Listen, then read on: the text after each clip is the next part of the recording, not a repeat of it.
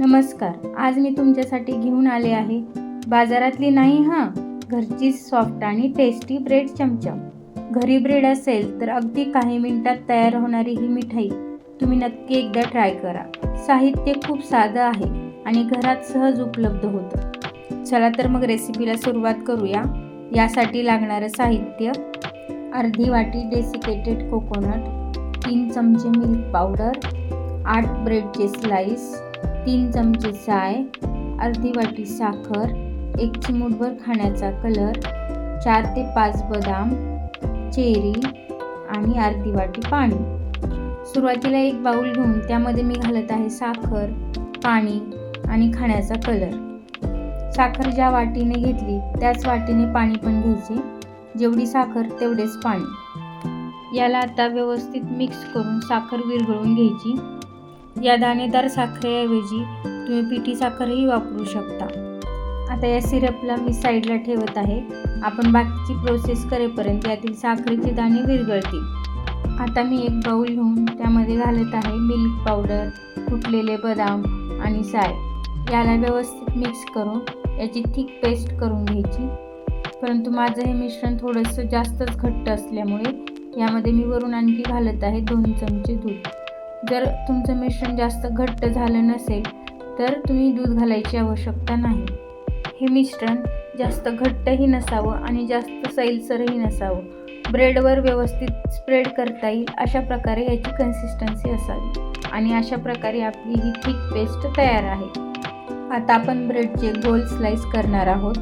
त्यासाठी मी एक ब्रेड घेऊन त्यावर एक गोल आकाराची वाटी ठेवली आणि त्या वाटीला हलक्या हाताने दाबले जेणेकरून ब्रेड व्यवस्थित कट व्हावा.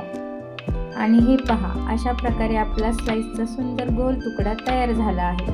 ब्रेडच्या कडा काढल्यामुळे आपली मिठाई जास्त मऊ आणि सॉफ्ट बनते. लक्षात ठेवा, ब्रेड जास्त दाबायचा नाही, नाहीतर तो तुटू शकतो.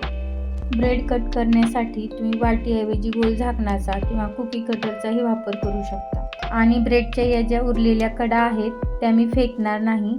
यापासून मी ब्रेड क्रम्स बनवणार आहे. किंवा तुम्ही जर कमेंटमध्ये या उरलेल्या कडापासून दुसरी एखादी रेसिपी बनवायला सांगितली तर तीही मी तुम्हाला बनवून दाखवेन. अशा प्रकारे एक एक करून आपले सगळे ब्रेड गोल आकारात कापून झालेले आहेत. आता या गोल कापलेल्या ब्रेड स्लाइसवर मी लावणार आहे क्रीम, मिल्क पावडर आणि ड्रायफ्रूटपासून तयार केलेली रिच पेस्ट. वा, बघा किती स्मूथ आणि क्रीमी टेक्स्चर आलं आहे. ही पेस्ट ब्रेडवर समान पसरवायची. आता फिलिंग केलेल्या या ब्रेडवर दुसरा ब्रेडचा स्लाइस ठेवायचा आणि त्याला हलक्या हाताने प्रेस करायचं. ब्रेडचे कटिंग तुम्ही तुमच्या आवडत्या आकारामध्येही करू शकता, जसे की त्रिकोणी, चौकोनी किंवा तुम्हाला जो शेप आवडत असेल त्या शेपमध्ये तुम्ही कटिंग करू शकता. ही क्रीम मिल्क पावडर आणि ड्रायफ्रूटपासून बनवलेली असल्यामुळे टेस्ट एकदम रिच आणि खव्यासारखी लागते. तसेच घरच्या घरी तयार केलेली असल्यामुळे यामध्ये कुठल्याही प्रकारचे प्रिझर्वेटिव्ह नसतात, त्यामुळे मुलांसाठी पण सुरक्षित आहे. अशा प्रकारे एक एक करून मी सगळ्या ब्रेडला क्रीम लावून घेतलेली आहे.